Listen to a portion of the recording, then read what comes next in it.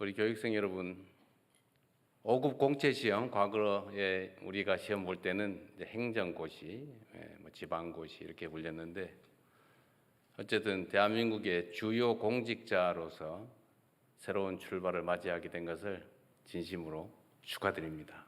진짜입니다.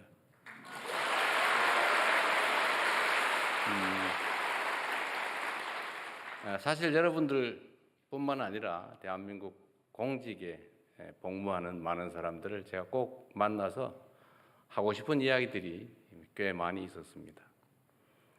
아시는 것처럼 저는 성남시장, 경기도지사를 거쳐왔고 또 이제 대한민국의 국정을 잠시간 책임지게 됐는데 국민들이 맡긴 권한을 대신 행사하는 공직자의 입장에서 보면 사실 대통령이든 시장이든 도지사든 본인이 직접 할 수 있는 일은 없죠, 거의. 대부분의 일들은 결국 다시 임명직 공직자들에게 위임해서 순차적으로 다 위임해서 일을 할 수밖에 없습니다. 그래서 국정이든 시정이든 도정이든 모든 일의 성과는 결국은 일선의 공직자들 손에 달려 있는 거죠. 여러분들 손에 이 나라 운명이 달려 있는 겁니다.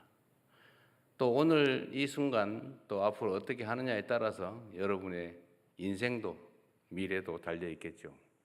아마 이 중에 한 20, 30년 지난 다음에 언론에 이름이 나는데 좋은 쪽으로 나는 사람도 있을 거고 안 좋은 쪽으로 나서 주변 사람들로부터 손가락질을 받는 사람이 생길 가능성도 없지는 아니하겠죠.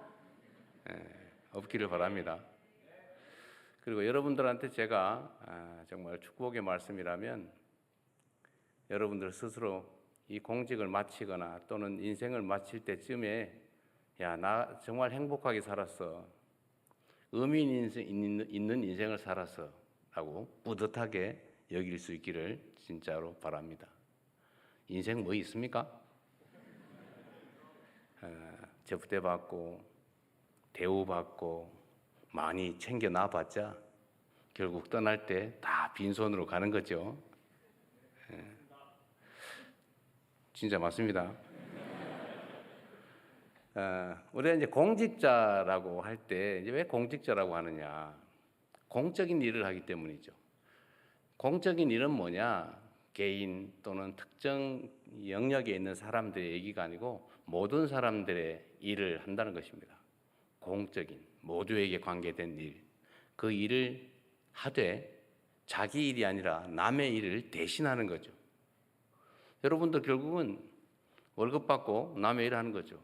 이재명 대통령도 결국은 5년 동안 고용된 단기 임시직 계약직이죠. 5년 후에 또 평가를 받겠죠. 저 사람 때문에 우리가 좀 더 나은 삶을 살게 됐어 라고 하는 경우도 있을 수 있겠고 저 인간 때문에 우리 완전히 망했어 라고 할 수도 있겠지요. 근데 결국 다 제 손에 달렸고 제 마음에 달려있는 일 아닐까 생각됩니다. 여러분도 사실은 마찬가지죠. 만약에 여러분들이 개인 사업을 하면 여러분들이 뭘 잘못하거나 또는 잘못 생각해도 피해가 여러분 하는 사업 관계된 사람들에게만 미치죠.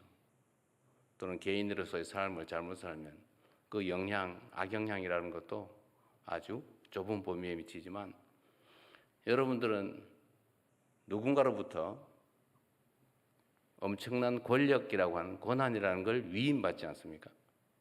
그래서 여러분들은 수없이 많은 사람들이 관계된 일을 하기 때문에 여러분의 판단, 행동에 따라서 너무나 많은 사람들이 더 나은 삶을 살게 될 수도 있고 어쩌면 여러분들 손에 의해서 나 아이들 껴안고 이 세상 떠나버려야지 할 수도 있는 거죠. 여러분들은 공직자들이기 때문에 여러분들 손에 사람들의 목숨이 걸려 있습니다. 어쩌면 작은 신의 역할을 하는지도 몰라요. 다른 사람들의 삶에 결정적 영향을 미치지 않습니까?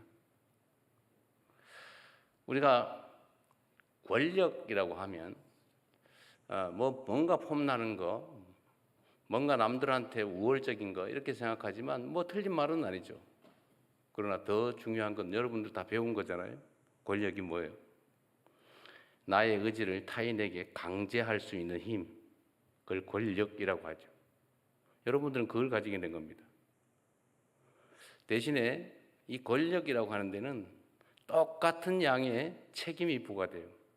음지만큼 양지가 있는 거죠. 세상에 공짜가 어디 있습니까? 여러분들한테 월급을 주면서 권력을 맡길 때 다 목표하는 바가 있죠. 이유가 있죠. 내 삶을 좀 더 낫게 해달라고. 우리가 국가 공동체라고 하는 것을 구성한 이유가 뭐겠어요? 혼자 살면 편하지요. 간섭받지 않고. 그러나 함께 사는 것이 혼자 사는 것보다 더 낫기 때문에 함께 사는 것이고, 그래서 많은 사람들은, 물론 여러분도 국민의 일원이지만 더 나은 삶을, 더 나은 세상을 만들어 달라고 힘들여 번 돈 떼서 세금도 내고 우리가 가진 고유한 권력을 국가에 맡기고 그 권력에 복종하지 않습니까? 누가 그런 얘기 했다는데 제가 보는 거의 거짓말일 것 같긴 한데, 대한민국에 2025년에 뭔가 위대한 새로운 일이 벌어질 것이다, 그랬다는 유튜브 방송이 있었죠. 유튜브 맹신자는 아닙니다. 그냥 뭐 좋은 건 보는 거죠. 여러분도 작년에 합격해서 이제 올해 대한민국의 중간 관리자, 주요 공직자로 새로운 인생을 시작하게 됩니다. 여러분들 손에 2025년부터 새롭게 시작하는 대한민국의 운명이 달려 있습니다. 여기 계신 많은 분들, 저는 어떤 생각으로 공직을 시작했는지 잘 모르겠어요. 만약에 돈을 벌어야지 생각했다면 공직은 빨리 그만둘수록 행복해질 수 있습니다. 공직은 명예로울 수 있죠. 내가 더 많은 권력을 가져야지 생각하면 공직을 하기보다는 정치를 하는 게 훨씬 나을 것 같아요. 아마 짧은 시간 안에 내가 이거 왜 하고 있지? 라는 생각이 들 가능성도 없지는 않습니다. 한 2달 조금 지났는데 지금 벌써 그 생각 드나요? 아니, 있을 수 있어요. 그러나 그 표현을 할 수는 없겠죠. 요즘은 공직하다가 그만두는 사람이 많다고 하더군요. 물론 이제 5급 중간관리자 사무관이라고 하는 거는 좀 다른 공직자들하고 다르긴 하죠. 그리고 이런 거 세상에 젊은 새파란 젊은이들한테 남들은 30년 해도 겨우 될까 말까 하는 5급을 달아주고 거기서부터 출발하게 하는 게 맞느냐, 이런 주장도 없지는 않아요. 그러나 저는 필요하다고 생각합니다. 저는 역사적으로 봤을 때 과거 제도가 있던 시대는 흥했고 음서 제도가 횡행하던 시대는 망했다, 이렇게 확신하는 사람이에요. 그래서 훌륭한 인재들을 잘 뽑아서 잘 교육해서 바른 마음으로 국가를 책임질 수 있다면 그 나라가 아주 흥할 수 있을 거다. 여러분도 그 중에 중요한 한 구성원이 될 거다라고 생각하고 여러분들의 합격을, 새로운 공직자로의 출발을 다시 한번 축하드립니다. 박수도 한번 하세요.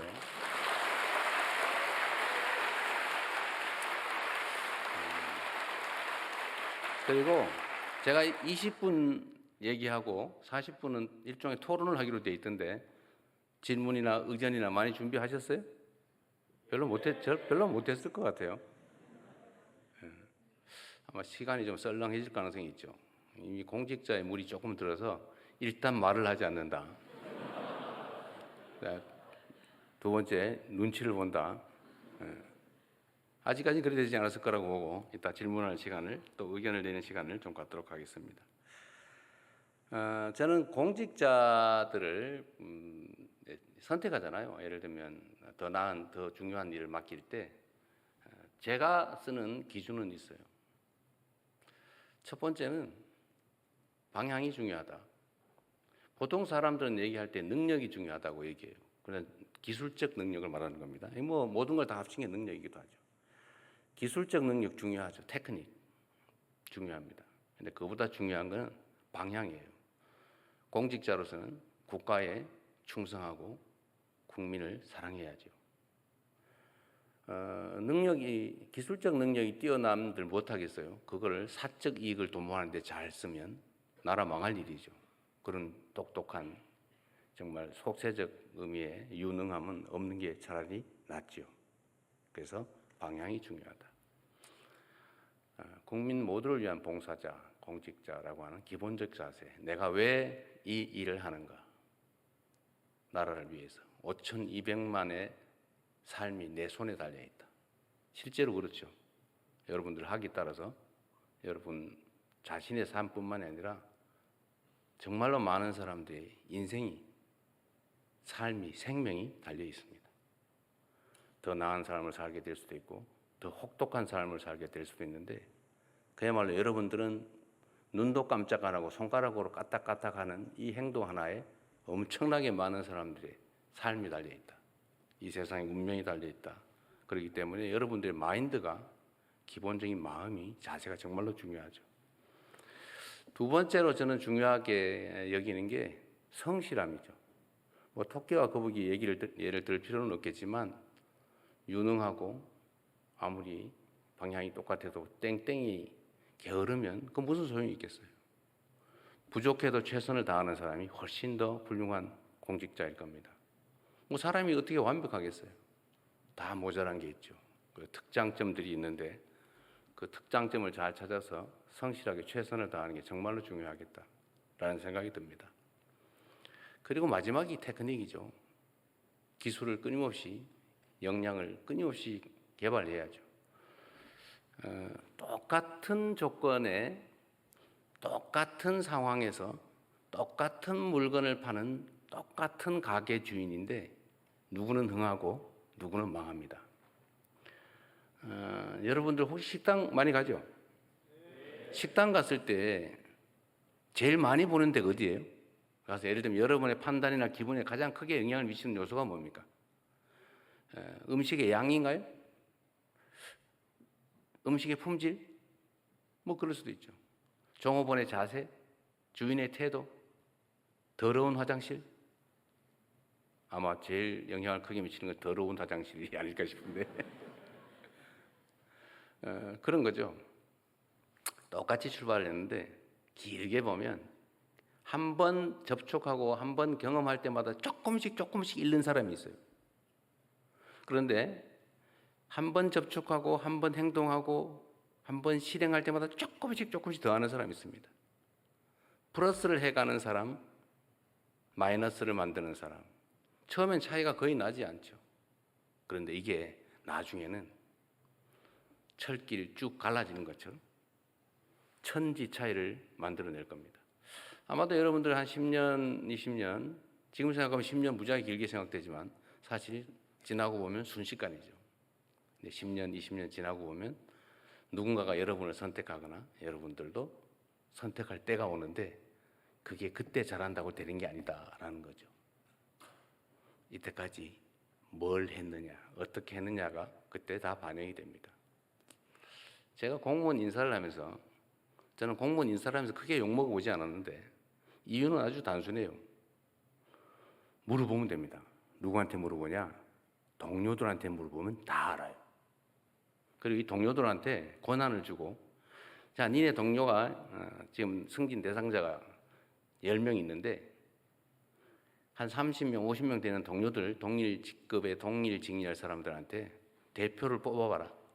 대표를 뽑아가지고 그 3명 정도를 뽑은 다음에 제가 번호를 매겨라. 승진시키고 싶은 니네 동료 1부터 10명, 15등까지 먹여라. 제가 1.5배를 하게 했거든요. 그래서 이 사람 하면 안 돼 라고 생각되면 끝에서부터 번호를 역으로 떨어질 사람을 번호를 매겨라. 네 같으면은 승진 안 시키고 싶은 사람 순서를 매겨라. 이런 떨어뜨리고 싶은 사람 순서는 거의 하지 않는데 1, 2, 3, 4, 5 순서가 거의 비슷합니다. 거기에 따라 하면 거의 승진 인사가 욕을 먹지 않더라고요. 여러분 동료들이 사실은 여러분들에 대한 평가자들이죠. 지금도 보면 박수 소리 크게 차이가 있죠. 아까 보니까 별로 차이가 없긴 해 아직까지는. 아마 내가 모르는 미세한 차이가 있지 않을까 그런 생각이 들기도 합니다. 어쨌든 이 앞으로 긴 공직 생활을 하게 될 가능성이 매우 높은데 그 사이에 그 매 순간순간 스스로의 역량을 키워두세요. 조금씩 쌓입니다. 처음엔 차이가 별로 없죠. 땡땡이 치고 어디 이상한 데나 관심 가지고 세상 사는 사람들의 삶에 관심이 없는 공직자, 끊임없이 세상 사람들을 위해서 내가 뭘 할 수 있을까? 내가 어떻게 하면 더 유용한 도구가 될까? 내가 세상 5,117만 명 대한민국 국민들에게 영향을 미치는 사람인데 내가 어떻게 하면 좀 더 낮게 결과를 만들어낼 수 있을까를 고민하면 실력이 조금씩 느는데 한 20년 지나고 나면 그 차이가 확 벌어져 있겠죠. 우리 올해 임용되는 여러분들은 벌어지지 말고 모두가 승승장구하길 바랍니다. 잘 되겠죠?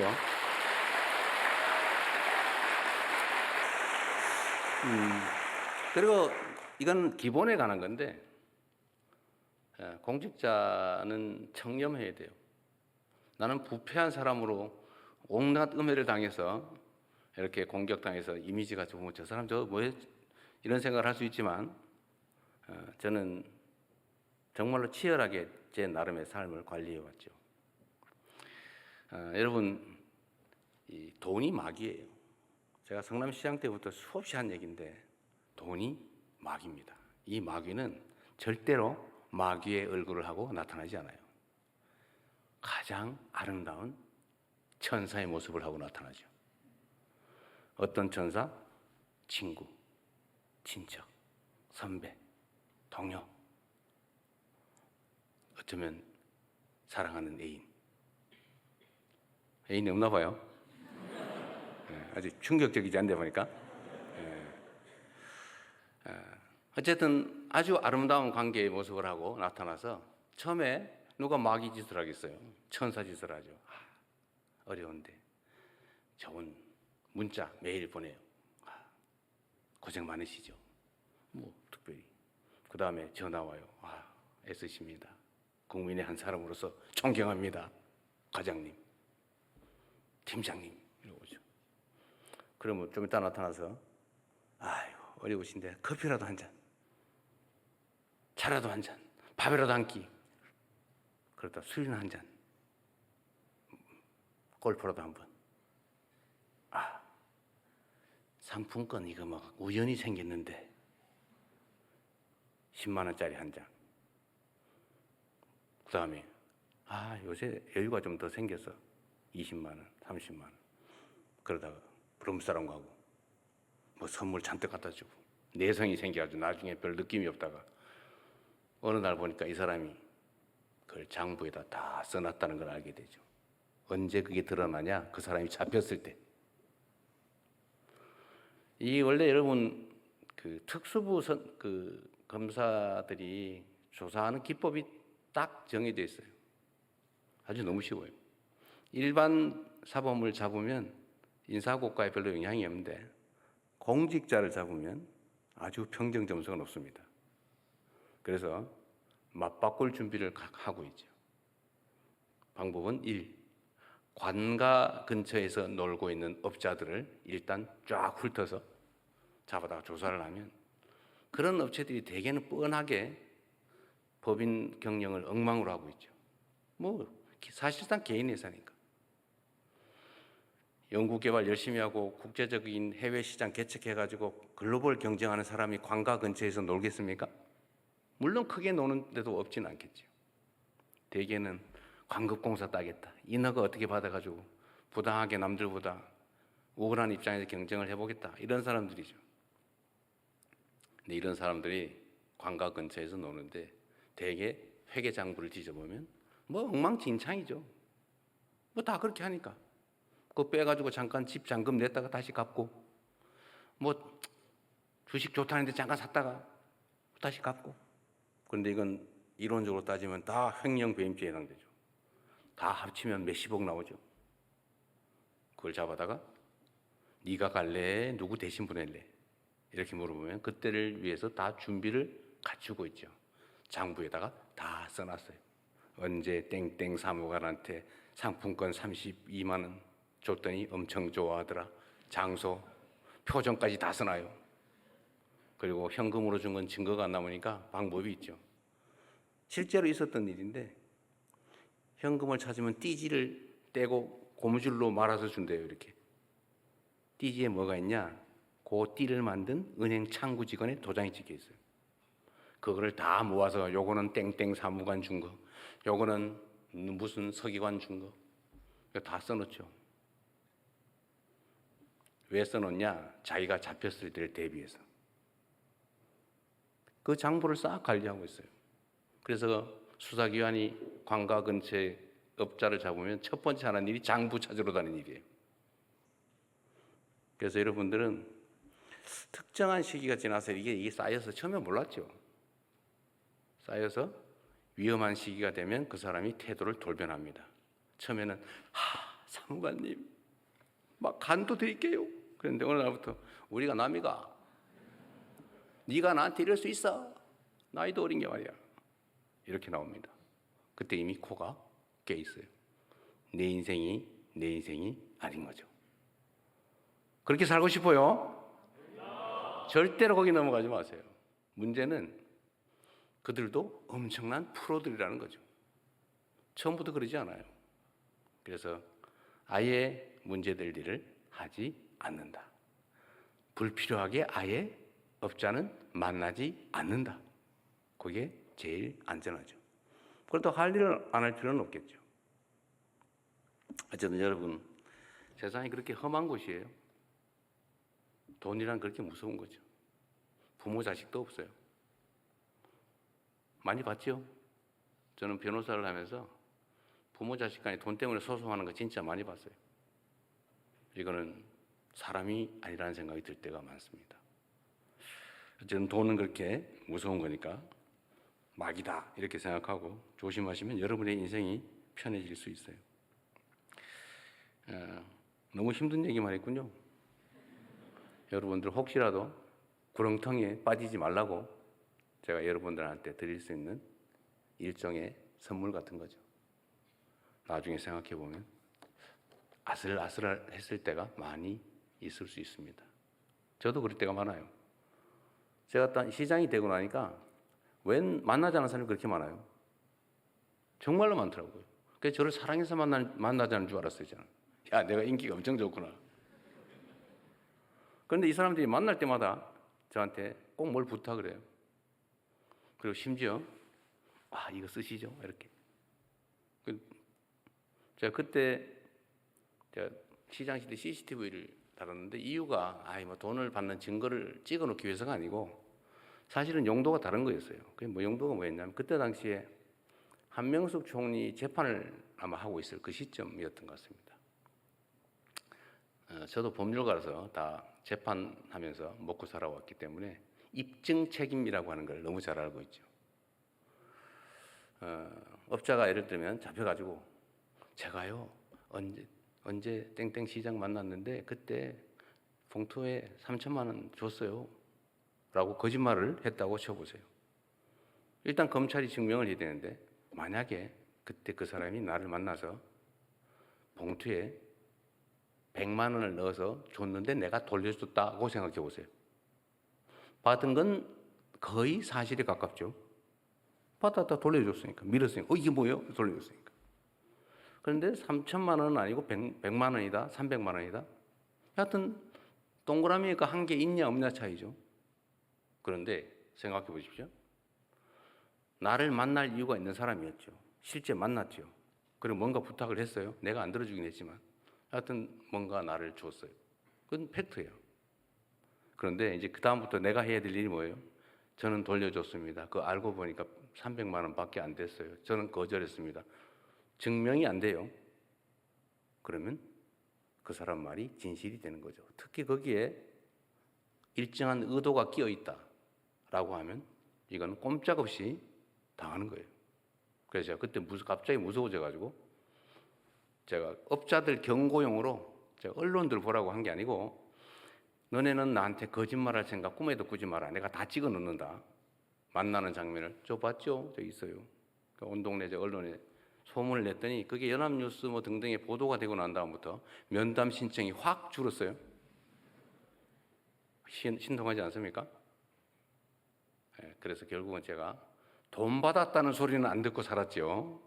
다행히 엉뚱한 이상한 소리를 듣긴 했지만 어쨌든 세상은 그렇게 험한 세상이니까 잘 여러분들 지키시기 바랍니다. 그리고 마지막으로 제가 이 말씀을 좀 드려야 되겠는데 여러분들뿐만이 아니라 대한민국 공직자들에게 제가 드리고 싶은 말씀입니다. 공직자들이 어떤 태도로 뭘 하느냐에 따라서 그 나라는 흥하기도 하고 망하기도 해요. 제가 선거 때 선조가 있는 조선은 망했고 똑같은 조선인데 정조가 있는 조선은 흥했다. 열심히 백성을 사랑하고 존중하고 정말로 노비든 평민이든 가리지 않고 유능하면 데려다가 쓰고 그리고 혹시라도 지방 관료들이 백성들 괴롭힐까 싶어가지고 징을 들고 수원에서 서울에서 수원 화성 왔다 갔다 하면서 억울한 백성들은 나와서 징을 쳐라. 그러면 내가 들어줄게. 이렇게 징을 들고 왔다 갔다 했는데 그걸 본 지방 관아의 관리들이 어떤 생각이 들었겠습니까? 내 관아라는 백성이 혹시 가가지고 징을 치는 날 자기가 바로 징을 치는 날이죠. 그래서 그 행위 하나만 가지고도 전국에 아마 지방 관리들이 부정부패로 백성을 괴롭게 한다는 건 꿈도 못 꿨을 거예요. 하다가도 아마 백성들과 혹시 뭐 불편한 거 없으세요? 이렇게 해서 백성들을 위무했겠죠. 그래서 정조는 그 징 한 개, 1년에 한 열흘 화성 한 번 왔다 갔다 하는 걸로 지방 관리들을 전부 제압한 거예요. 딱 이 한 가지의 행동으로. 그래서 여러분들 손에 나라의 운명이, 국민들의 삶이 어쩌면 목숨이 달려있다. 예컨대 안보를 다루는 군인들, 여기는 없지만 그 군인들이 혹시 쓸데없는 이상한 목적으로 불필요하게 전쟁을 하게 자극을 해서 만들었다. 어떻게 됐겠습니까? 수없이 많은 사람들이 직접 목숨을 잃는 건 말할 것도 없고 아마 경제가 폭망을 해서 손가락 빨면서 먹고 살기 어려워서 또 극단적인 선택을 할 수밖에 없는 사람들이 무수히 생겼겠죠. 그 작은 하나의 행동으로. 그래서 공직자들 손에는 정말로 많은 사람들의 삶이 달려 있습니다. 여러분들에게도 마찬가지예요. 여러분들은 더군다나 대한민국 공직자의 중간 관리자, 중간 간부, 사무관으로부터 출발하지 않습니까? 여러분 손에 엄청난 권한이 주어져 있죠. 여러분들 학에 따라서 대한민국이 흥한 대한민국이 될 수도 있고 망한 대한민국이 될 수도 있습니다. 그런데 문제는 이 공직자들이 일을 할 때 하자면 끝이 없어요. 이 공직의 특성이 그런 겁니다. 이 공직은 정해진 확실한 일이 없어요. 정말로 하자면 막 해도 끝이 없어요. 그런데 안 해도 별로 상관이 없어요. 그래서 공직자들 앞에는 일거리가 산더미처럼 쌓여 있어요. 그래서 저는 이 일처리의 좀 방식은 각자 알아서 하겠지만 저는 그렇게 합니다. 쉽고 간단한 일부터 빨리 해치운다. 제 책상에는 서류가 쌓여 있지 않습니다. 최대한 빨리 내가 할 일을 하고 맡기죠. 이걸 부족하면 보완해가지고 와라. 이건 당신이 알아서 해라. 이거는 된다, 안 된다. 그리고 진짜로 복잡하게 판단이 어려운 일이 있으면 판단할 자료를 더 만들어 오라고 내 손을 떼서 딴 데다 맡겨놓죠. 그래서 쉽고 간단한 일부터 빠르게 처리하면 성과가 납니다. 대개는 보면 어렵고 중대한 일, 이걸 가지고 끙끙끙 앓으면서 아예 아무것도 안 해버리죠. 그러면 성과를 내기가 어렵더라. 그리고 여러분들은 뭐 평생 공직을 할 거니까 모르겠는데 저는 이제 5년 임시직이니까 그 사이 시간이 제한되어 있지 않습니까? 그래서 저는 앞으로 그렇게 하려고 하죠. 시간을 2배로 효율성 있게 쓰면 임기는 10년이 될 수도 있는 거 아닙니까? 그래서 최대한 신속하게 처리할 생각입니다. 모든 일들을. 그래서 공직자들도 할 수 있는 일보다 빨리 하자. 시간 질질 끌지 말자. 다시 한번 얘기하지만 여러분들은 뭐 민원 일주일에 처리하나 2주에 처리하나 아니면 6개월 후에 처리하나 별로 상관이 없겠죠. 그러나 그 민원의 당사자는 1명일 수도 있고 1000명일 수도 있고 100만 명일 수도 있는데 그 사람들은 흥망이 달려 있어요. 인생이 달려 있습니다. 여러분들은 그냥 수없이 많이 쌓인 민원서류 중에 하나에 불과하지만 파초선이라고 하는 얘기 제가 가끔씩 하는데 들어보셨죠? 시험 공부하느라고 혹시 서유기도 못 읽어본 건 아닐 테고 그 손오공이 어디 가다가 어딘가 불이 나가지고 그 불을 꺼야 되는데 그 불을 끄려면 파초선이라는 부채가 필요하다. 그 누가 가지고 있냐? 어떤 마녀가 가지고 있다. 부채예요 그냥. 근데 부채는 그 마녀한테는 바람을 일으키는 부채에 불과한데 그걸 한 번 붙일 때마다 세상에 폭풍우가 일고 태풍이 불고 천지가 개벽을 하죠. 이게 권력이에요. 여러분 손에 들려있는 펜, 업무, 이거는 세상에 폭풍을 일으키는 파초선 같은 거죠. 그래서 권력이란 무서운 겁니다. 여러분들은 비록 따져놓고 보면 친구들하고 뭐 똑같은 뭐 생맥주집에서 같이 술 먹는 친구들에 불과하지만 그러나 여러분들은 엄청난 세상의 내부 병력을 가지고 올 수 있는 권력이라고 하는 파초선을 들고 있는 거예요. 그래서 이거를 잘 써주기 바랍니다. 근데 장애가 하나 생겼죠. 어떤 장애냐? 특히 여러분들 행정직 공무원이어서 재량이 너무 많아요. 해야 되는 일, 하면 안 되는 일 빼고 해도 되고 안 해도 되고 이래 해도 되고 저래 해도 되고 재량. 이 재량이 너무 많고 넓죠. 그런데 이 재량 범위 내에서 내가 선의를 가지고 한 일이면 그게 실패할 수도 있고 성공할 수도 있는데 어느 날인가부터 실패를 하면 너 왜 그렇게 결정했어? 이렇게 책임을 묻는 이상한 풍토가 생겼어요. 이러다 보니까 공직자들이 의무지어진 일 외에 내가 책임질 여지가 있는 일은 절대로 안 하기로 마음먹기 시작했습니다. 이러면 그 사회가 경직되죠. 이게 지금 현재 대한민국 공직사의 가장 심각한 문제입니다. 누구 때문이냐? 따질 필요 없죠. 여러분 때문은 아니에요. 일선에 일하는 공무원들 때문은 아닙니다. 정치 때문이죠. 이거를 고쳐야 됩니다. 이 점에 대해서는 저도 총력을 다해서 일선의 공무원들이 스스로 합리적으로 판단해서 선의를 가지고 한 일에 대해서 어떤 경우에도 책임을 묻지 않는 그런 제도, 그런 공직 풍토를 꼭 만들도록 하겠습니다. 여러분도 이제 교육 끝나고 돌아가시면 하실 일이 많을 텐데 그런 점에 대해서 우려는 최소한 좀 내려놓도록 노력하시기 바랍니다. 그래도 안 믿어질 거예요. 네가 내 인생 끝까지 책임질 거냐? 이런 생각 들죠? 그렇다고 해도 돼요. 그 사실이죠, 근데. 그러나 제도도 바꾸고 풍토도 바꾸고 그래서 공직자들이 선의를 가지고 하는 일들에 대해서 어떤 다른 목적으로 그 사후적인 책임을 묻는 그런 일들은 없도록 최선을 다하겠습니다.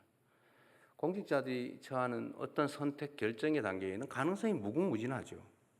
그리고 그 사후적으로 이 결정이 잘 됐다 아니면 그보다 더 나은 결정이 있었다라고 책임을 묻고 평가하게 되면 이거는 공직자들한테 신이 되라고 요구하는 것이나 마찬가지예요. 근데 우린 신이 아니잖아요. 사람으로서 최선을 다하는 거죠.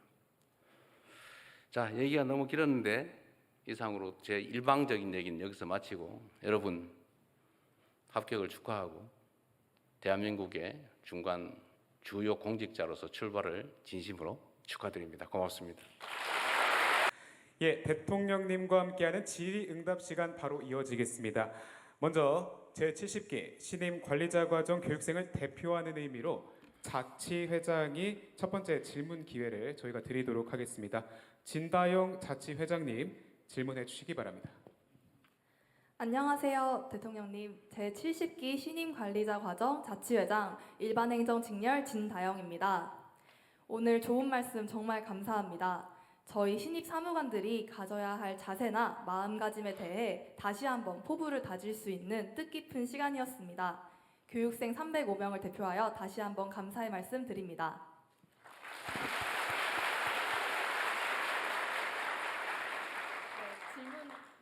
질문 드리도록 하겠습니다. 의견을 말해도 돼요. 꼭 안 물어봐도 됩니다. 물어보는 거 부담스럽게 해요. 네, 대통령께서 대통령 되신 지 이제 1개월 정도 되신 걸로 알고 있는데 그간의 소회가 궁금합니다. 그리고 그 중에 기억에 남는 일이 있으셨다면 듣고 싶습니다. 감사합니다. 가장 평범한, 가장 준비된 질문 같은데 가장 곤란한 질문이네요. 한 달 이제 조금 지났는데 일단 개인적으로는 가장 빠른 시간 내에 많은 부분이 안정이 돼가는 게 가장 보람이 있습니다. 제가 생각하는 것보다 더 빠르게 어쨌든 국정이 안정이 되고 있습니다. 그러나 여전히 기대치는 높고 또 제가 할 수 있는 일은 제한적이어서 걱정이 되기도 합니다. 글쎄 가장 기억에 남는 일, 주가가 많이 오른 거 정도?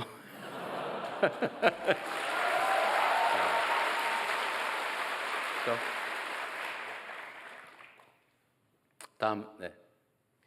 예, 다음 질문부터는 자유 질문 시간입니다.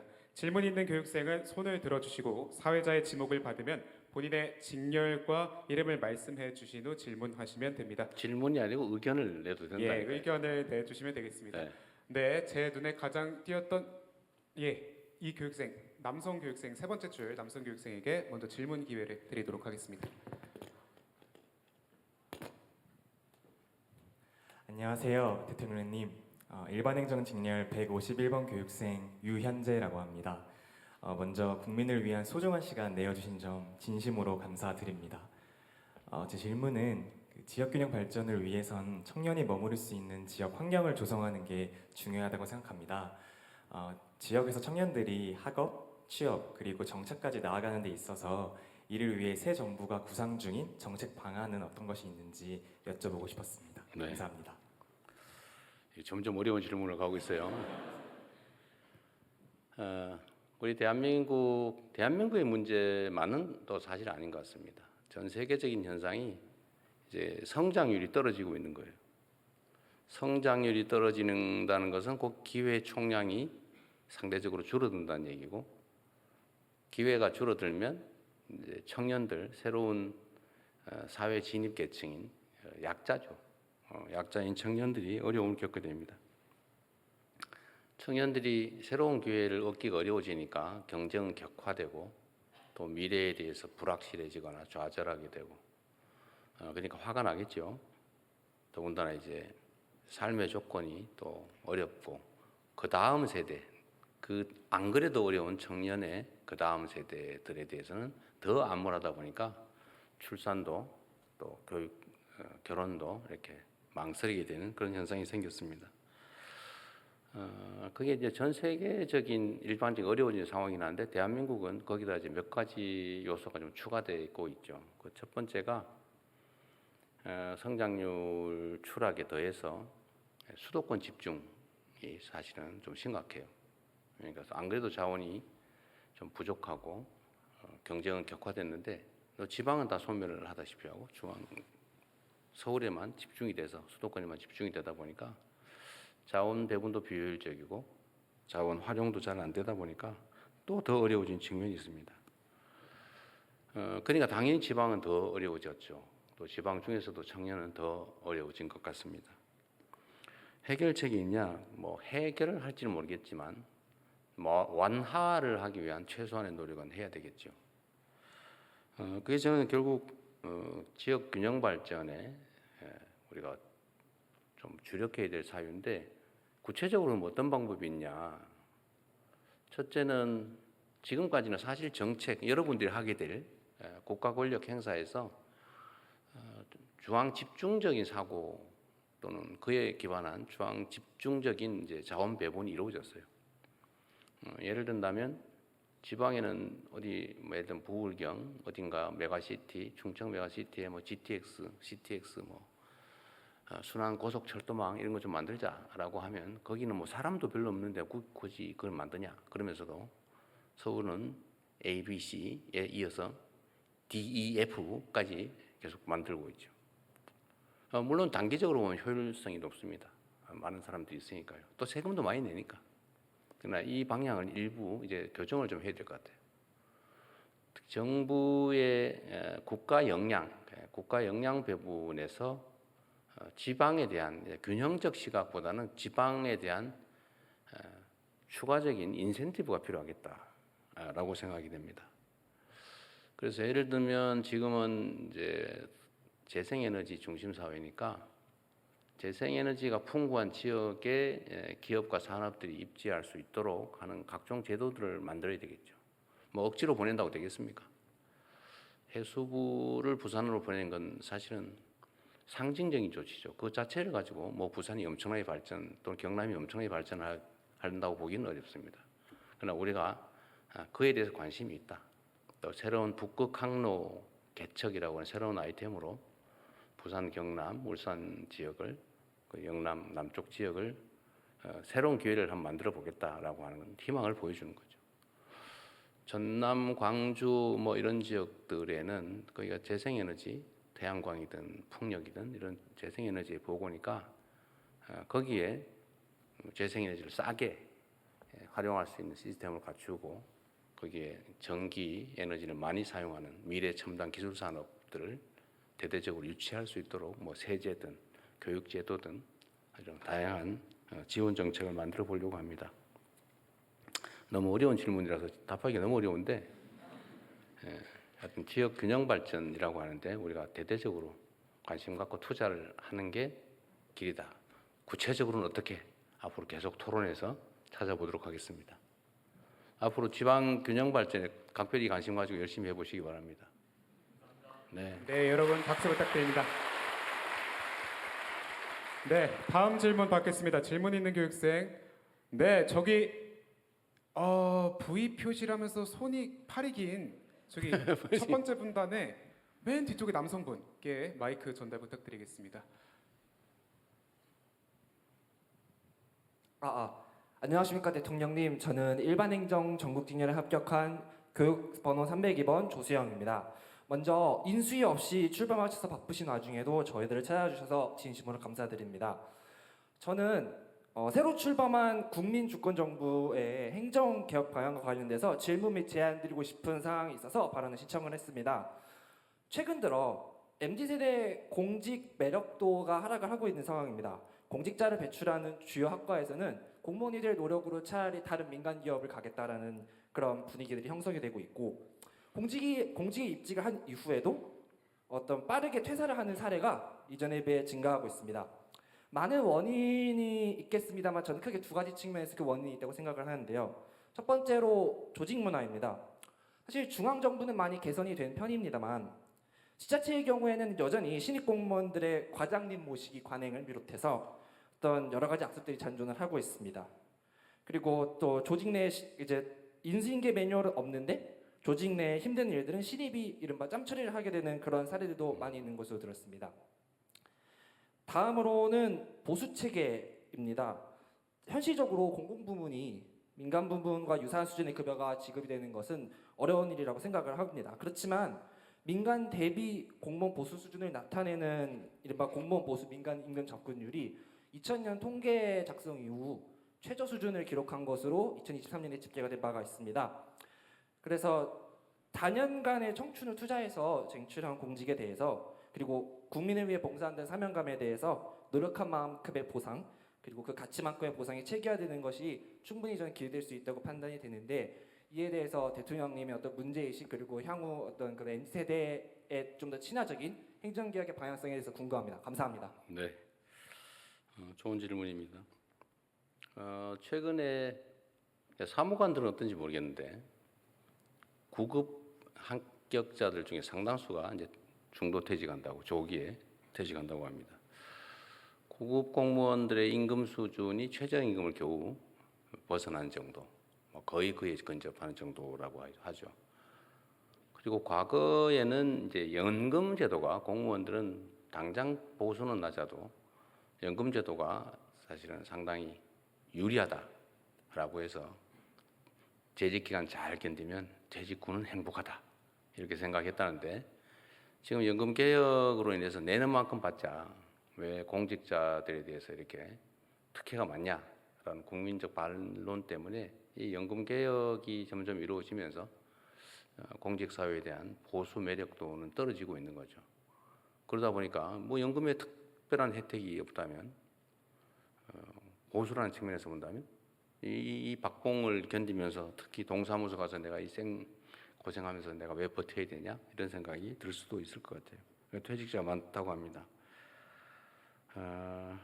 어쨌든 뭐 이 점에 대한 저도 문제의식은 가지고 있는데 문제는 청년 세대들이든 누구든 국민들이 이제 직업을 선택하는 데서 1번 공직자, 2번 공기업, 3번 대기업 뭐 이렇게 되게 번호가 1, 2, 3 순위가 정해져 있잖아요. 물론 그 순위는 뭐 다를 수도 있겠어요. 그래도 다른 데보다는 나은 편이다. 약간 서글픈 현실이긴 하죠. 어쨌든 청년들의 일자리 문제를 근본적으로 해결하는 게 우선순위 같고요. 공직자들의 처우 개선도 중요한 과제이긴 한데 그게 우선순위인지에 대해서는 우리 국민들이 공감하기는 그렇게 쉽지는 않을 것 같아요. 그나마 그것도 괜찮은 자리라고 생각되니까요. 사회 전체적으로 우리 개선해야 될 점들이 너무 많다 그런 생각이 듭니다. 아까 그 표현에도 약간 그런 표현이 있었는데 쟁취한 공직이라는 표현 하시잖아요, 그죠? 저는 쟁취를 했든지 뭐 쉽게 얻었든 공직 자체의 매력도를 가지고 판단하는 게 더 중요하겠다 그런 생각이 들어요. 그 나름의 의미를 공직 자체에서 찾아야지 뭐 높은 보수 다른 일반 기업에 비하면 별로야라고 생각하면 사실 공직에 대한 매력을 느끼긴 쉽지 않을 거예요. 아까 제가 말씀드렸잖아요. 돈을 벌려면 기업으로 가는 게 좋겠다. 창업을 하는 게 낫겠다. 그리고 또 한 가지 이런 것도 있어요. 대한민국의 우수한 자원들이 지나치게 공직으로 너무 몰린다는 지적이 있습니다. 사실 여기 행정고시 오신 여러분들 대단한 사람들 아닙니까? 스스로? 체면 차리시는 거예요? 엄청난 거죠, 사실은. 20대 또는 30대의 일반 일선 공직자들이 30년 해야 겨우 도달할까 말까 한 지방 공무원들은 사무관 되기도 어려워요, 사실은.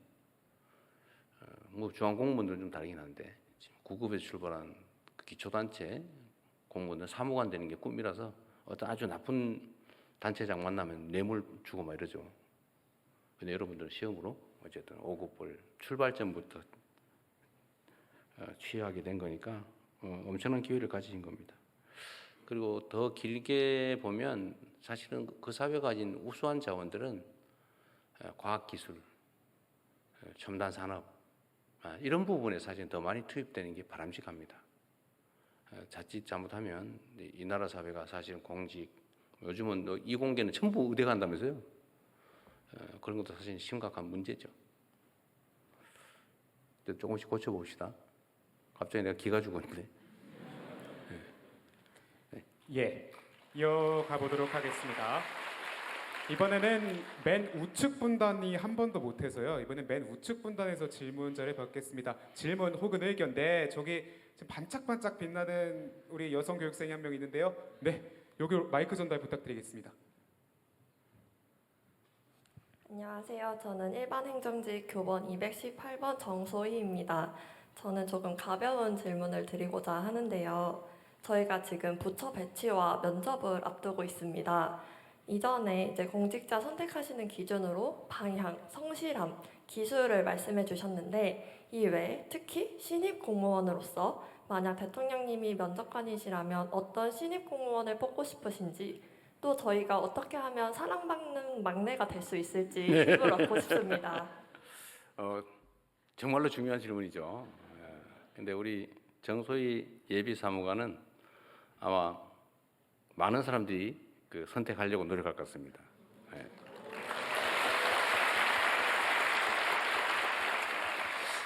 근데 이런 것도 있는 것 같아요. 여러분들 아직 젊으시긴 하지만 사람들의 마음이 얼굴에 써져 있습니다. 그런 게 있죠. 사실 마음이 제일 중요해요. 특히 나이가 들면 들수록 점점 판단 기준을 사람의 마음에 두게 됩니다. 처음엔 잘 안 보여요. 외모만 보여요. 그런데 시간이 지나면 지날수록 그 눈빛 뒤에 감추어진 그 사람의 진실한 내면이 보이기 시작합니다. 근데 이게 약간 삐딱하게 이상하게 가면 이제 점을 보기 시작하죠. 관상 뭐 이러면 그건 좀 약간 좀 다르던데. 근데 이게 뭐 어떤 근거가 있는 건 아니지만 그 사람들 사이에는 교감이라고 하는 게 있어요. 그 순간적으로 남녀 간의 관계도 딱 보자마자 결판 난다는 거 아닙니까? 거의 대부분 판단이 금방 이루어진다는 뜻이죠. 강아지도 자기를 좋아하는지 싫어하는지를 압니다. 제가 오늘 아침에도 제 아내하고 좀 그것 때문에 갈등이 조금 있었는데 얘가 제 아내한테만 자꾸 가는 거예요. 약간 섭섭했는데 뭐 그럴만 하겠더라고. 맨날 밥 주고 데리고 노는 게 제 아내니까 저는 가끔씩만 보고 그러니까요. 근데 사람은 오직하겠어요. 사람들도 여기 마주 얼굴 탁 대하면 딱 눈에 띄거나 느낌이 있어요. 근데 그건 결국은 뭐냐? 뭐 테크닉으로 되는 건 아니에요. 마음이죠. 아까 제가 말씀드린 선한 마음, 공직자로서의 책임, 이런 걸 아마도 공직을 오래 한 여러분의 선배들은 느낌이 있을 겁니다. 그러면 뭐 객관적인 데이터는 다 있죠. 시험 성적, 뭐 이런 건 다 있는 거죠. 근데 점점 아마 지나고 나면 점점 더 이렇게 마인드, 무슨 생각으로 정말 열성을 다할 사람인가를 더 보게 됩니다. 도움은 전혀 안 됐겠지만 네, 이걸로 답을 대신하겠습니다. 네, 박수 부탁드리겠습니다. 네, 여러분의 공직에 가서 사랑받는 방법까지 가르쳐 주셨습니다. 네, 이어서 다음 질문 받겠습니다. 네, 조금 더 적극적이어야 제가 예, 파마도 하시고 예, 대통령님께서 지목해 주신 분께 네. 제가 발언권을 드리도록 하겠습니다. 파마 하신 것 같은데, 그죠? 적극적인데 맞습니다. 안녕하십니까 대통령님. 저는 교육행정직렬 유찬휘라고 합니다. 교육행정, 네. 네, 제가 만약 옳다고 생각하는 정책이 있을 때 그걸 추진하고 싶은데 국민들이 반대하는 경우가 앞으로도 많을 거라고 생각이 네. 됩니다.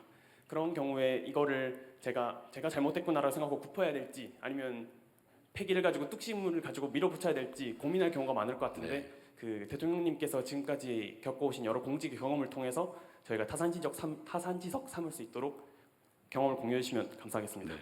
그 정말로 중요한 질문이죠. 정말로 앞으로 많이 맞닥뜨리게 될 일일 겁니다. 저도 수없이 많이 맞닥뜨리고 있는 일이기도 하죠. 그런데 저는 집단지성에 대한 신뢰가 높은 사람이에요. 모르는 것 같지만, 안 보고 안 듣는 것 같지만 국민들은 다 보고 듣고 있죠. 물론 정보의 요구 때문에 일시적으로 판단을 달리할 경우도 있습니다. 일시적으로. 시간이 걸리지만 결국은 다 제자리 같다고 믿고 있고 갈 거라고 생각합니다. 내가 생각하는 좋은 정책인데 국민들이 아니면 구성원 다수가 반대한다고 하면 다시 한번 자신을 되돌아보는 게 더 빠르지 않을까 싶어요. 물론 이거는 의견의 차이가 있을 수 있습니다. 신념의 차이, 또 추구하는 가치 이상의 차이 때문에 똑같은 것도 다르게 보일 수 있어요. 인간은 완벽한 존재가 아니잖아요. 여러분들이 동전을 보면 이렇게 보면 동그란데 이렇게 보면 일자죠. 그래서 이렇게만 본 사람은 분명히 일자라고 얘기해요. 근데 나는 이렇게밖에 안 봤어요. 동그란데 다를 수 있죠. 그런데 이럴 때 중요한 게 가능성을 인정해 주는 것 같아요. 내가 잘못 봤나? 내가 판단이 혹시 부족한가? 정말 다시 한번 철저하게 점검해보고 또 그들의 이야기를 들어보고, 제가 그래서 토론을 중시하는 이유가 여기 있어요. 얘기를 들어보면 아 그렇구나 라고 하는 게 꽤 많습니다. 왜 똑같은 현상을 놓고 다르게 볼까? 그건 이해관계가 충돌할 때는 어쩔 수 없어요. 그때는 결판을 내야지. 그 싸울 일이죠. 이해관계가 다르다. 근데 객관적인 판단, 객관적인 데이터, 객관적인 사실에 대한 의견이 다르다. 이거는 누군가가 잘못 보고 있다는 뜻이에요. 근데 그게 반드시 나는 잘 보고 상대는 잘못 봤다고 확신할 수 없죠. 근데 내가 보는 건 언제나 옳아. 그러면 이제 피곤한 사람 되는 거예요. 왕따 되는 거죠, 나중에. 근데 나도 틀릴 수 있다. 내가 잘못 다 일면 봤을 수 있겠다.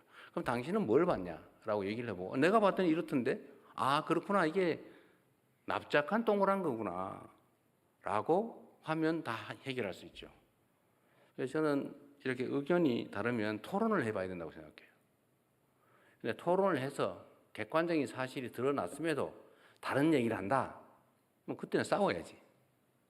또 내가 만약에 객관적인 사실과 다르게 인식을 가지고 있다. 그럼 내가 고쳐야죠. 저는 별로 어려운 일은 아니라고 생각해요. 그런데 세상은 특히 정치 권력 이 영역에서는 정치나 권력의 영역에서는 이런 일이 자주 발생합니다. 사실은 이게 동그란 걸 알면서도 이것만 주장하죠. 일자야. 나한테 유익하니까. 그런 게 많아요. 이 정무적 영역에서는. 정책이라고 하는 것도 마찬가지죠. 정책이라고 하는 거 여러분 어떻게 생각하세요? 정책은 만인이 동의하는 건 정책이라고 하지 않아요. 그건 진실 또는 진리라고 말하죠. 정책이란 기본적으로 의견이 다른 거예요. 그래서 정책이라고 해요. 책. 다른 게 너무 당연한 거예요. 조정해야죠. 이해를 통해서 오해가 있다면 오해를 걷어내면 상당 정도를 붙일 수 있죠. 그런데 여기서 더 이상 안 붙어요. 이해관계죠. 그때부터는. 아니 오해는 끊임없이 제거하기 위해서 노력해야죠. 그건 토론을 통해서 할 수 있고 당사자가 우기면 제3자가 보게 하면 해결이 돼요. 제가 많은 사람들이 그거 어떻게 했지 이렇게 생각하는데 계곡 정비를 하는데 그 사람들은 불법인 걸 알고도 수십억 또는 수억씩 주고 권리금 주고 들어온 사람들이에요. 왜냐하면 지금까지 단속을 안 했으니까. 다 알고 있어요. 내가 하는 게 불법임을. 그런데 이때까지 해방 이후에 한 번도 단속 안 했는데 그냥 벌금이나 내고 그냥 다 묵인했는데 왜 이재명 도지사 당신만 나와서 굳이 하려고 그러냐. 근데 그거는 이해관계 충돌의 측면이 강하죠. 뭐 알고 있어요. 그래서 제가 이때 쓰는 방법이 있죠. 만인이 보는 가운데 대놓고 얘기해보자. 이거 영상 다 찍어가면서 유튜브 방송 중계하면서 얘기를 하면 사람이 기본적인 양심이라고 하는 게 있어요. 그래서 그 양심에 어긋나는 얘기를 차마 남들이 볼 때는 하기가 어렵습니다. 그게 정리가 되죠. 그런데 정리가 되고 남는 건 이해관계죠. 나는 억울하다. 왜 나만? 하필이면 이때 내가 팔고 나간 다음에 하지. 볼 수 있죠. 그건 뭐 운수에 관한 거니까 이제 조정을 해줘야죠. 그 사람들도 일면은 피해자니까. 조정은 어떻게 해요? 모두가 보는 혜택. 그 계곡을 정비하면 정말 수백만 명의 사람들이 그 돈 안 내고 가서 행복하게 기분 나쁘지 않게 아이들 손잡고 들어가서 놀 수 있잖아요. 그럼 이해관계를 조정하자. 닭죽을 팔지 말고 커피를 팔자. 음료를 팔자. 깨끗하게. 그게 소득 이익률이 더 높다. 고생 안 하고. 대신 그걸 우리 지원해 줄게. 싹 우리가 다 정리한다. 가장 자연친화적으로. 계단 만들어주고 판매소 만들 때 돈도 지원해주고 돈도 빌려주고 주차장도 만들어주고 뭐 음식 농산물 판매소도 만들어주고 매년 봄, 여름, 가을, 겨울 축제 같은 걸 해봐라. 그럼 축제 비용도 지원해줄게. 계곡 관리하는 사람도 지원해줄게. 계곡 플래너. 그리고 동네 청소 깨끗해야 되니까 일자리 사업으로 이렇게 몇 명 고정해 주니까 동네 사람들 먹고 사세요. 그러니까 이해관계 조정이 되잖아요. 그건 그리고 세금인데 국민들은 혜택을 보니까 백운 계곡 가면은 맨날 막 비닐로 시퍼렇게 덮어놓고 막 들어가 보지도 못하고 갈 데도 없고 이런 걸 조정을 해내는 거죠. 그러면 이해관계가 많이 조정되면 거의 가까이 오겠죠. 그래도 안 되는 거 어떻게 해요? 그때는 결단을 해야죠. 결단할 힘을 국민이 여러분께 준 겁니다. 그게 권력이죠. 그런데 쓰라고 준 거예요. 대신에 그 권력을 힘을 이렇게 보이도록 숨기고 있죠. 보이도록 숨기고 있단 말이에요. 그러면 그걸 각오하죠. 그래서 조정을 해내는 겁니다. 마지막은 결국 공직자의 결단이에요. 모두에게 칭찬받는 일은 없어요. 정책을 하기 때문에. 우리는 진리를 말하는 종교인이 아니에요. 사회운동가가 아니에요. 착한 일 하는 자선사업가가 아니에요. 불가피하게 이해관계가 충돌하고 그 충돌을 조정할 권한을 우리가 국민에게 받았기 때문에 그걸 담보로 최대한 오해를 줄이고 이해시키고 조정하고 안 되면 마지막에는 칼로 자르듯이 권력을 행사해야죠. 여러분 손에 그 권력이 들려 있는 겁니다. 앞으로 잘 활용하시기 바랍니다. 네, 노련한 경험이 깃든 선배로서의 조언이었습니다. 여러분 다시 한번 박수 부탁드립니다. 박수 칠 시간에 의견 얘기하게 해주세요. 네, 시간 관계상 이제 마지막 한 분만 더 질문을 받도록 하겠습니다. 대통령님께서 마지막 질문을 한 명 선택해 주시면 되겠습니다. 제 매출을 올려준 분으로. 네, 매출을 올려주신 우리 남성교육생에게 마이크를 전달하도록 하겠습니다. 지나가는 길에 사인도 해드리겠습니다. 이제. 예, 대통령님 정말 감사합니다. 예, 대통령님 안녕하십니까? 저는 방송통신직 최원영이라고 합니다. 네. 대통령님께서 기억하실지 모르겠지만 저는 사실 10년 전에도 대통령님께 질문을 드렸던 적이 있습니다. 아 그래요? 예, 성남시장 2기로 재직하실 적에 저는 당시 서영고등학교 1학년 학생으로 대강당에서 이제 질문을 네. 드렸었고 그때 제가 이제 분당 수서강 고속화도로 덮개공원이 이제 네네. 착공 좀 그때 지연이 되는 거에 대한 사유를 여쭤봤었는데 아, 친절하게 대답해 주셨던 기억이 새록새록합니다. 그리고 그 공원은 지금 잘 완공됐고 저도 이제 시험에 합격해서 이 자리에 왔고 축하합니다. 네, 대통령님께서도 이제 대통령이라는 이 직책을 맡게 되신 것에 다시 한번 축하드리겠습니다. 감사합니다. 예, 감사합니다. 그 질문을 본격적으로 드리면은 이제 성남시장 경기도지사로 재직을 하실 때 많은 부하 공직자들을 데리고 계시지 않았습니까? 저희 같은 경우에도 이제 부처를 갔을 때 다른 동료 사무관님들 또 주무관님들과 함께 협업을 해야 될 것 같습니다. 네. 이때 부하 공직자들을 대할 때 취하셨던 자세 그리고 그 생활에서 얻으셨던 경험에서 어떤 교훈을 얻으셨는지 그것에 네. 대해서 질문을 드리고 싶습니다. 네, 정말로 중요한 질문이고 다시 한번 매출에 감사드립니다. 아 그리고 참 인연이 그렇군요. 서영고 1학년 그때 몇 년이었어요? 15년. 아 벌써 많은 세월이 지났군요. 10년. 아 그래요. 분당 수서강 고속화도로는 지상 공원화가 잘 완료가 돼서 잘 사용하고 있군요. 제가 제가 이 얘기도 자랑삼아 한번 해야 되는데 이게 이 사연이 많은 사업이었어요. 아마 제가 공직자로서 자랑하는 사업들이 여기저기 있는데 그 중에 하나가 사실 이 사업이었습니다. 여러분도 경험상 나중에 혹시 필요할지 모르니까 자랑삼아 말씀드리면 이제 성남에 분당과 수서 간에 고속화도로가 있어요. 지상 도로죠 당연히. 그러니까 8차선쯤 아마 될 텐데 엄청난 교통량이 있죠. 용인 뭐 이 남쪽에서 전부 서울 가는 길이니까요. 근데 거기를 어느 날부터인가 지하로 공원화를 해주겠다는 정치권의 이야기가 시작됐습니다. 그걸 지하를 파서 지하를 도로를 지하로 만들고 위를 공원으로 만들어주겠다. 근데 그게 기본적으로 한 3천억이 넘게 드는 돈이 3천억이 넘게 되는 데다가 문제는 공사를 한 3, 4년 해야 되는데 그 사이에 그 도로를 차단하면 경기 남부, 동남부 지역의 교통이 완전히 봉쇄가 돼버려요. 완전히 난리가 나는 거죠. 그거 어떻게 감당하냐. 이게 불가능하다 사실은. 이 결론이 나는 건데 이 정치인들이 또 가만히 있습니까? 해당 지역 주민들이야 뭐 그건 다음 일이고 일단 공원화하면 집값 오르고 주거 환경 좋아지니까 하자 그러고 표 되니까 모든 정치인들이 하겠다라고 공약을 하는 거예요. 뭐 십몇 년 됐지요. 그래서 저는 첫 시장 출마 때는 그 거짓말인 줄 알았기 때문에 공약을 안 했어요. 물론 떨어졌죠. 근데 그것 때문에 떨어진 건 아니에요. 30몇 %밖에 못 얻었으니까. 모두가 전멸할 때 떨어졌으니까.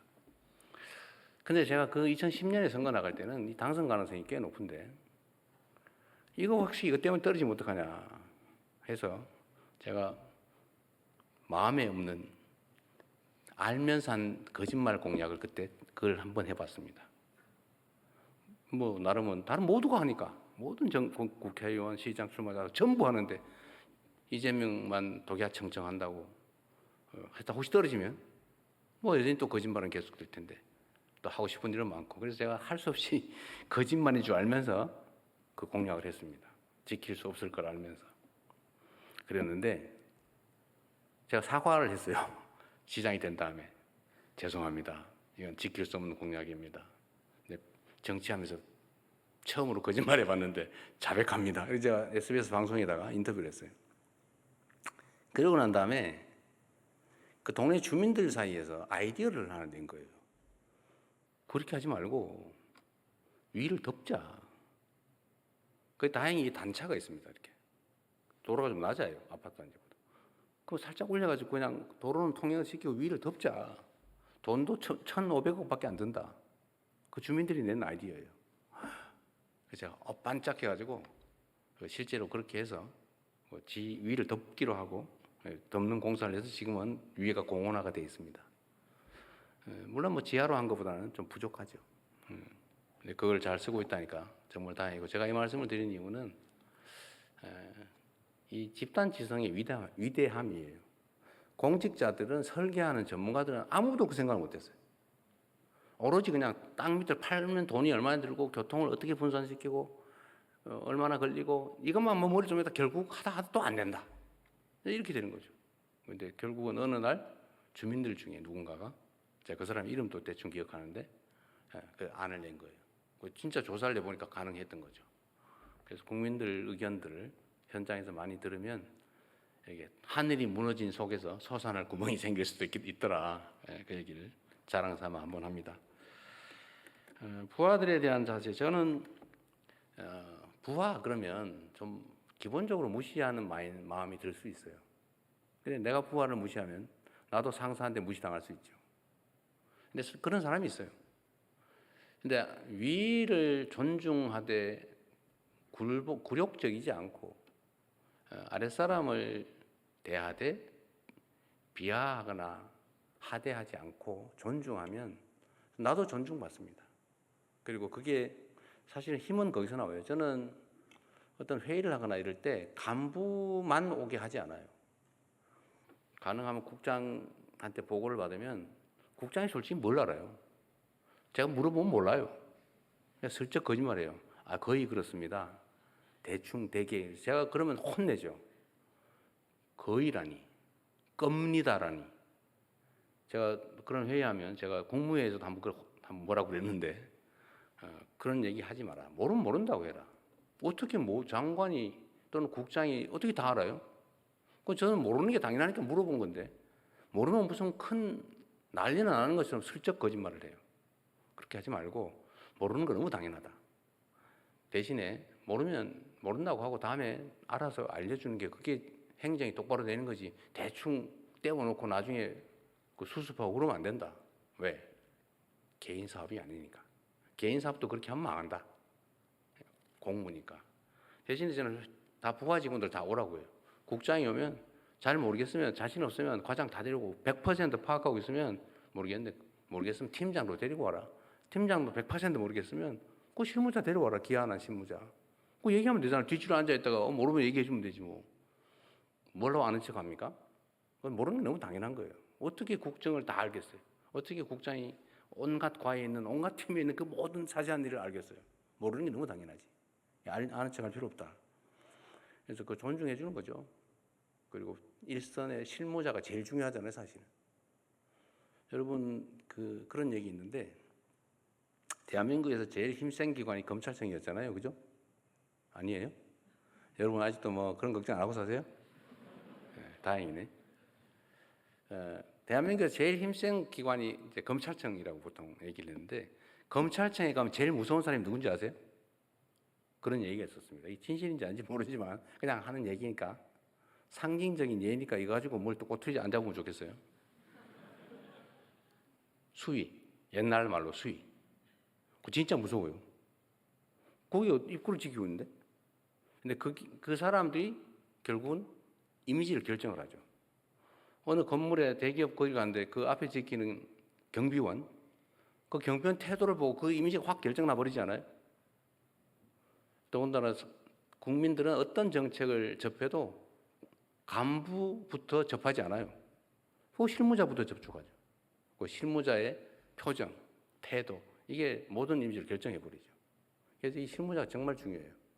그래서 저는 실무자라고 해서 계급이 높으냐 낮으냐 뭔 상관 있어요? 똑같은 사람인데 똑같이 가정에서 존중받는 가장일 것이고 똑같이 대한민국의 주권자고 그런데 계급이 높고 낮은 게 뭘 중요합니까? 제 목표 중에 우리 여기 같이 온 참모들도 가끔씩 듣는 얘기인데 자꾸 저는 어디 가면은 자리 놓고 막 서로 막 양보하고 막 밀고 막 이쪽 앉으세요. 그거 좀 그런 거 하지 마라. 제가 목표 중에 하나는 의자의 계급을 없애는 거예요. 그 아무 데나 편하게 앉으면 되지 뭐. 그것도 하나의 이제 조직 문화죠. 사람이 귀하다. 계급에 높고 낮은 게 뭐 그리 중요하냐? 역할 분담이니까.